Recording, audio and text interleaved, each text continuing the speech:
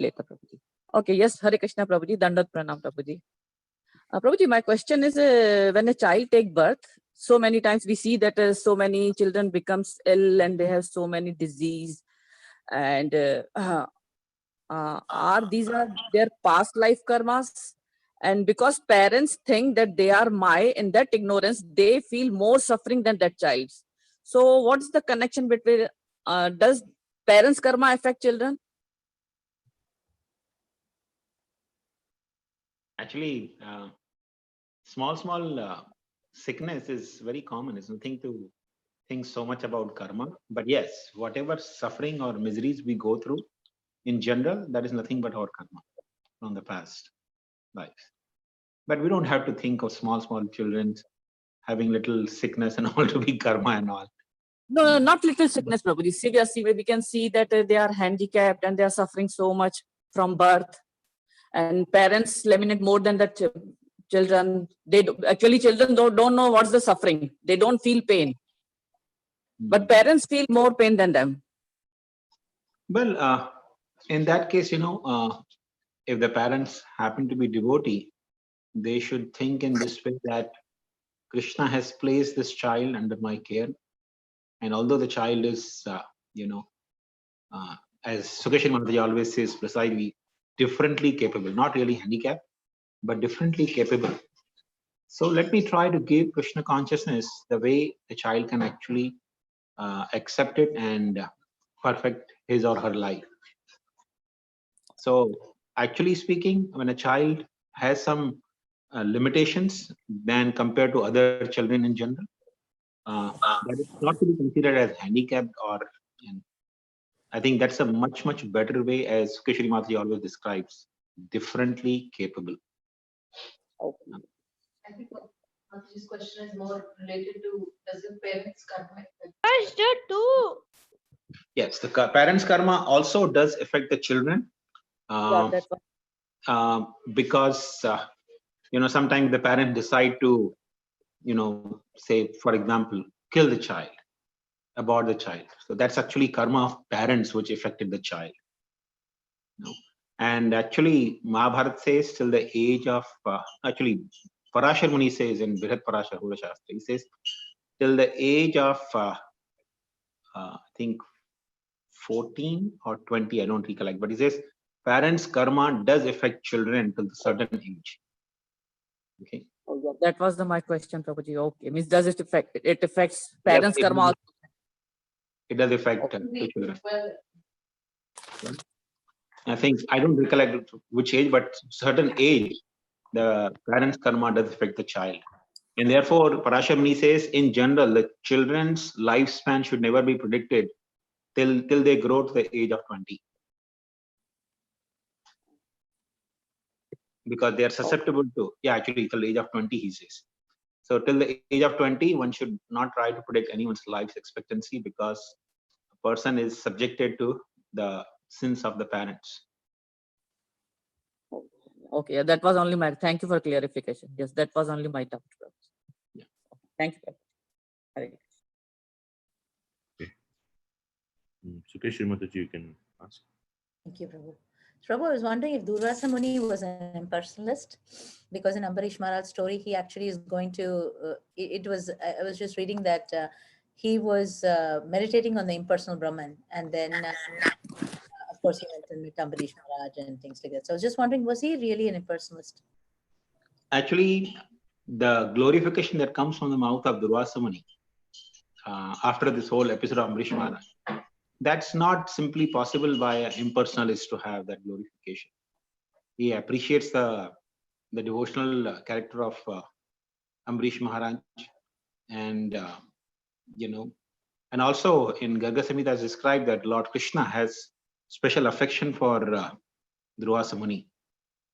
The whole episode of this Ambarish Maharaj is mainly to communicate one very important siddhanta. Shulapani sama yadi vaishnava ninda kare.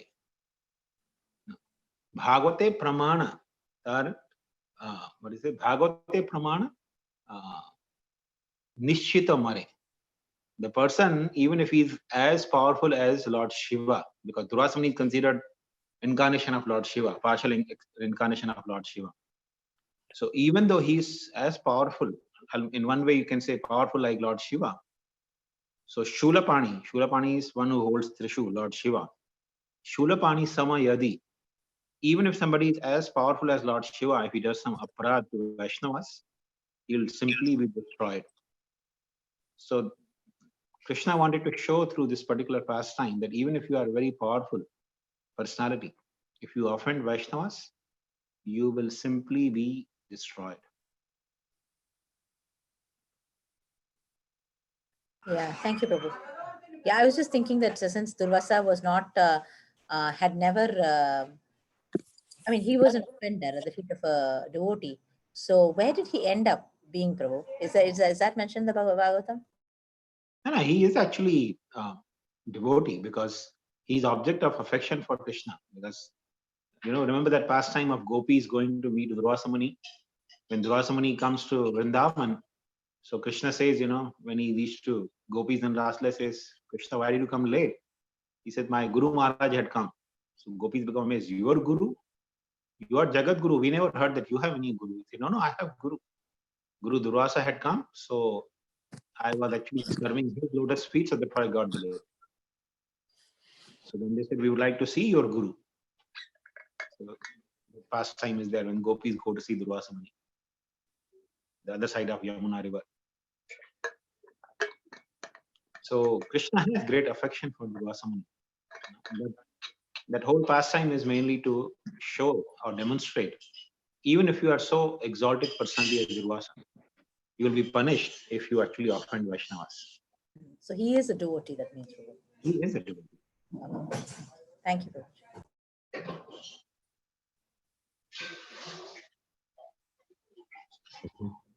Prabhu. Radhakunda Devidasi Mataji, you can ask your question.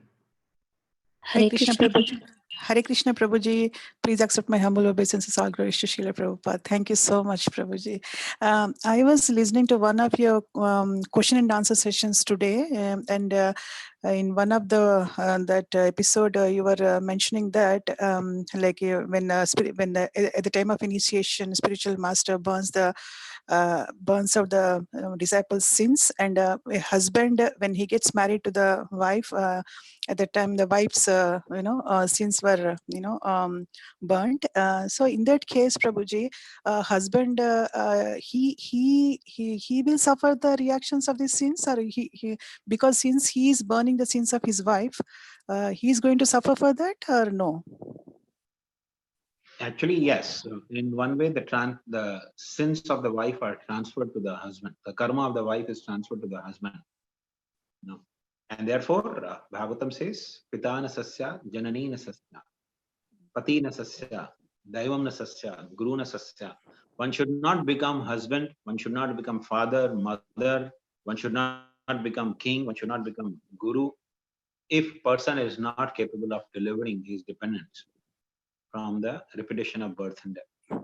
That means a person, even if a person is willing to get married, he should be actually Vaishnava, who can take the burden of the sins of his dependents, especially his wife and children, and teach them the process of going back home, back to Godhead. Otherwise, the person has no right to become guru, father, husband, mother. All of them are very grave responsibilities. So Prabhuji, in that case, if a male devotees, if they want to get married, they will get scared, right? Because they have to take the burden of the sins of their, would-be wife and children. Means don't they get scared, Prabhuji, to get married and? Right. Well, if they get scared, then they can remain brahmachari.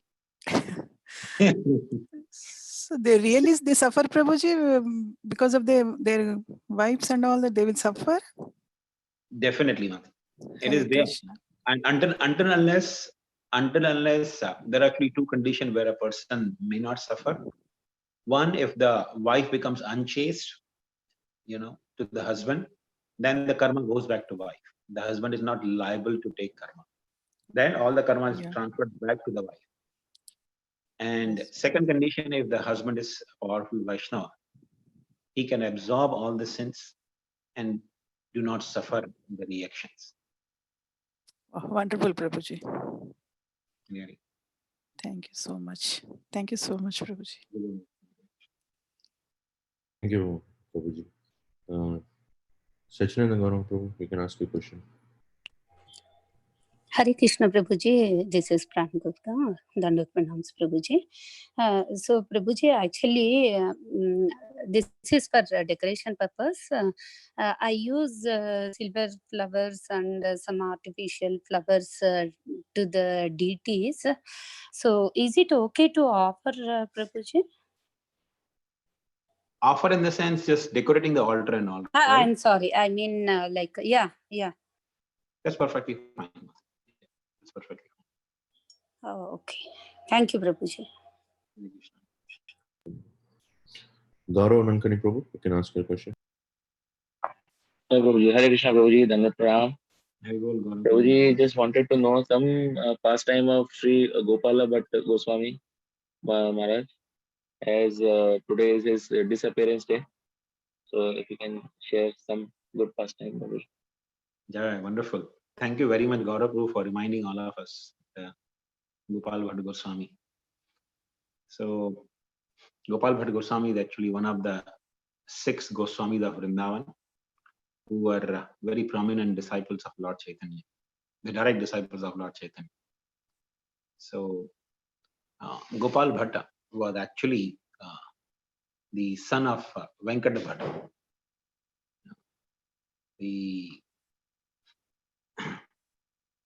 When Lord Chaitanya visited Gopal Bhatta, is no, Raghunath Bhatt was actually Sapanam Mishra's son. Yeah, so Gopal Bhatt was actually son of Venkat Bhatt from Sri Rangam.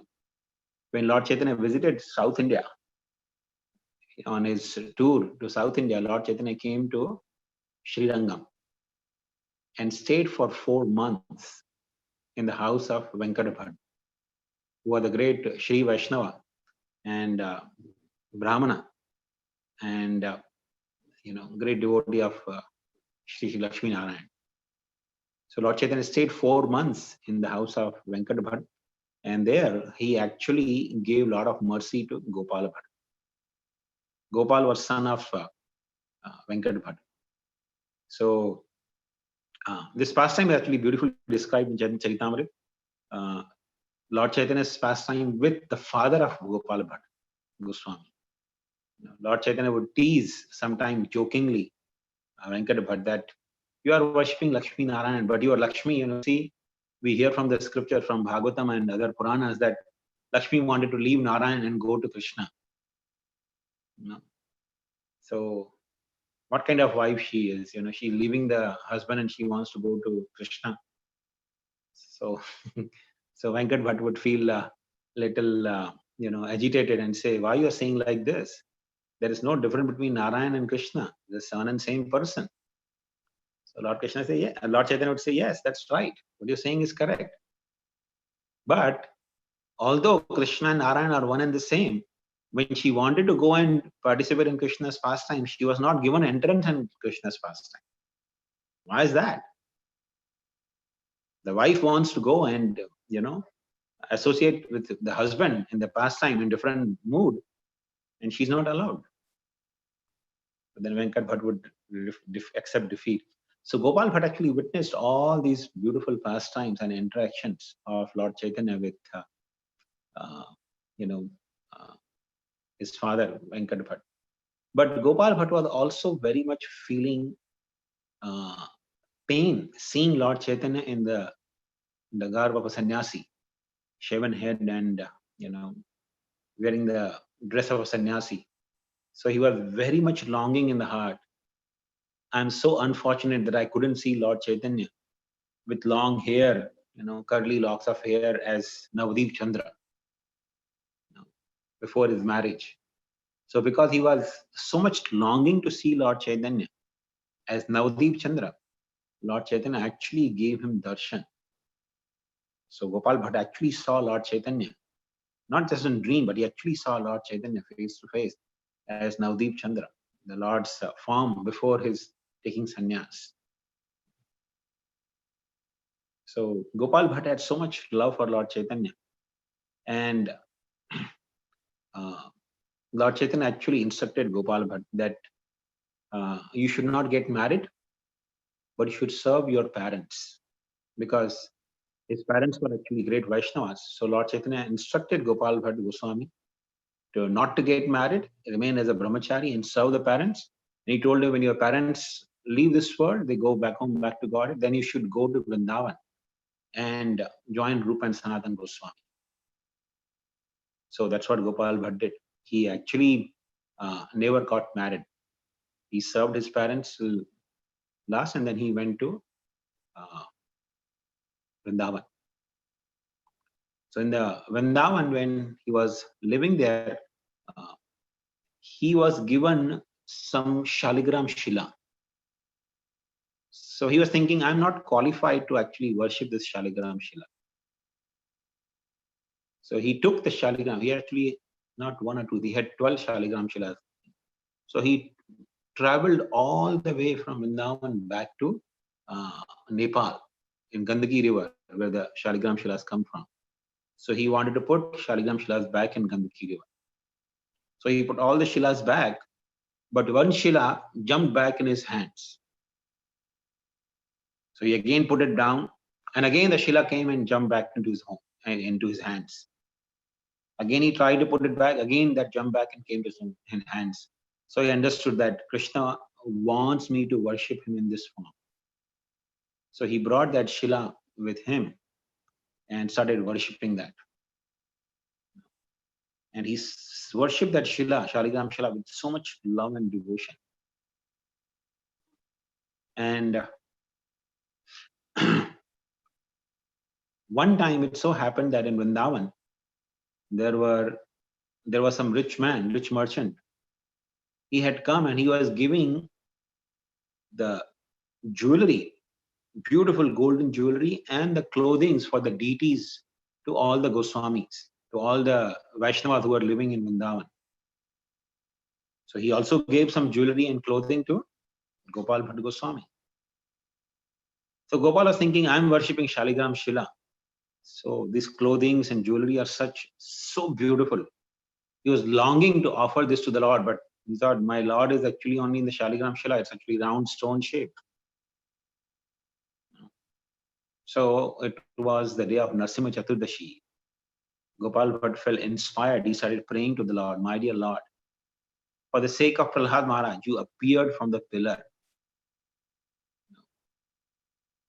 Just to fulfill and protect the desires of Prahlad Maharaj, you appeared from a pillar. Similarly, for my sake, please manifest a beautiful form of your threefold bending form from this Shaligram Shila. So he kept praying, but apparently Krishna didn't respond. So Gopal Bhatt Goswami went to sleep at night. But in the morning when he got up, he saw his Shaligram Shila was transformed into a beautiful threefold bending form of Krishna. And this the deity of Krishna was so beautiful. There are three deities in our Gaudiya Sampradaya, they are called Sambandha, Abhideya and Prayojan Vigraha. So Radha Madan Mohan is the Sambandha Vigraha. Then Radha Govinda Dev is Abhideya Vigraha. And Radha Gopinath is Prayojan Vigraha. So all these three deities were there in Vrindavan. But this deity of Gopal Bhatt Goswami, it was so beautiful. It says that the legs, the feet of actually Radha Raman Dev, this deity of Gopal Bhatt Goswami is known as Radha Raman Dev. That was named as Radha Raman Dev. So his feet resemble to the feet of Madan Mohan. And his vest, his vest portion, the belt portion resembles to Radha Govinda Dev. and his beautiful smiling face resembles to Gopinath. Actually, having darshan of Radha Raman is equivalent to taking darshan of Radha Madan Mohan, Govind Dev, and Gopinath. So Gopal Bhatta Goswami was so very happy. He offered all the jewelry and clothing that was given to him to his deities and started worshipping the deity with so much devotion. He was so much satisfied by the loving reciprocation of the Lord appearing in the form of Radha Raman Dev. And that same Radha Raman Dev's deity is still there till this day in Vrindavan, worshipped by the the disciples of Gopal Bhatta Goswami. And it is said Gopal Bhatta Goswami established the temple and he started a kitchen there to cook for Radha Raman Dev. And what fire was ignited by Gopal Bhatta Goswami personally more than 500 years ago, that stove has never been extinguished. It's a wooden stove, and that burns 24/7 since more than 500 years. Wow, where is this, Prabhu? It is there, Prabhuji? Yes, that kitchen where they actually, and the most famous prasad of the Radha Raman is small pots of kheer, the condensed milk kheer. Yes. So that the same Prabhuji that the last time that we had it on last time that you visited and had it in Prasad, that the same key, right, Prabhuji? No, the same. Oh. That is Radha Raman Dev. Very small vigra. Very small, but it was so delicious. Prasad was. Can I share the picture, Prabhu? Sorry, Madhuri? Can I share the picture? Yes, Madhuri, please. It'd be so nice to have the darshan of Radha Raman Dev. Prabhuji, the original deity is still in Vrindavan, Prabhuji, because all the other three deities. Yes, Madhuri. The original Radha Raman Dev is still in Vrindavan.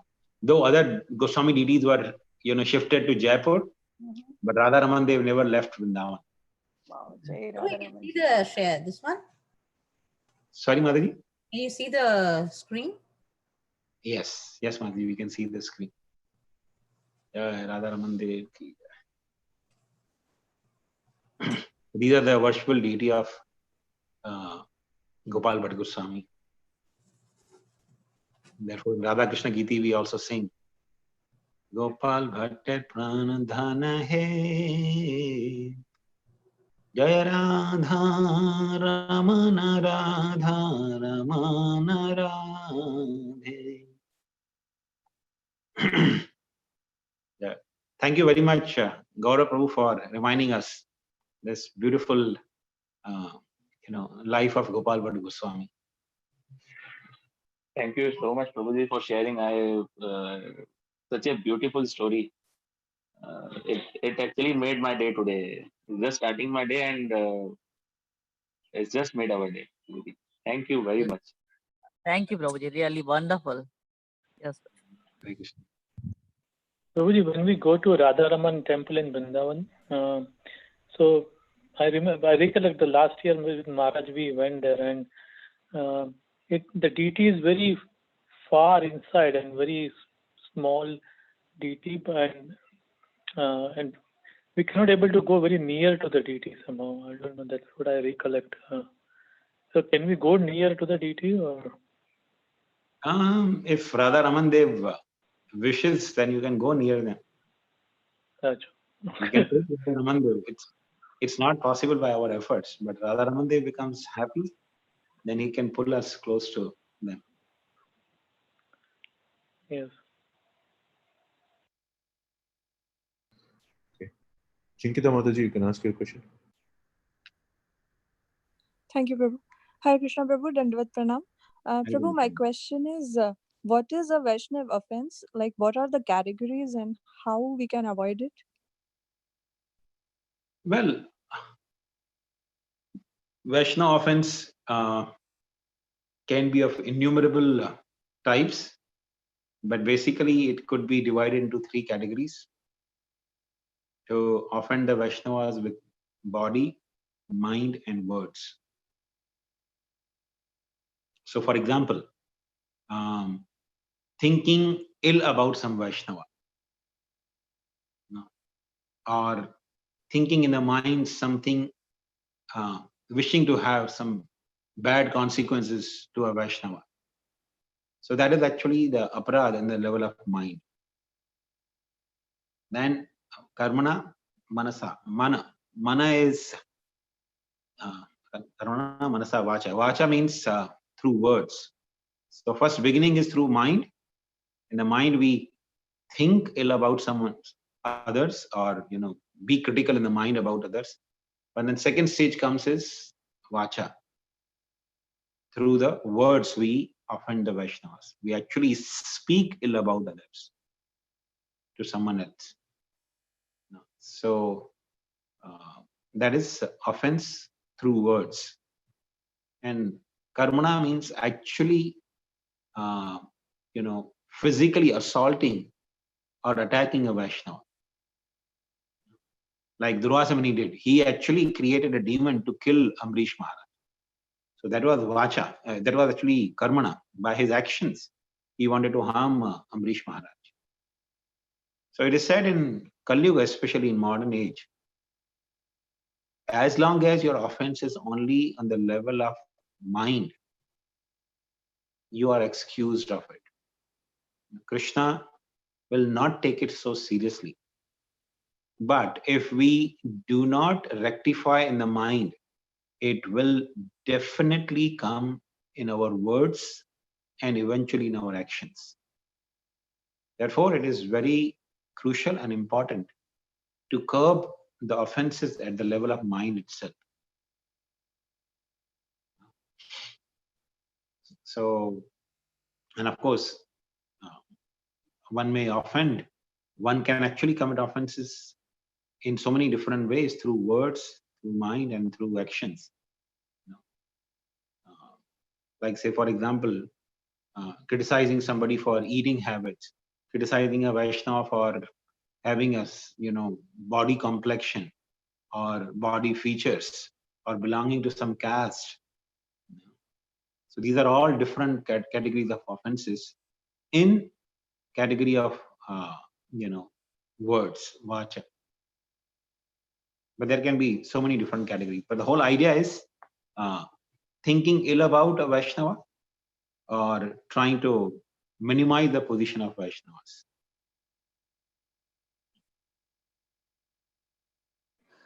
Thank you, Prabhuji.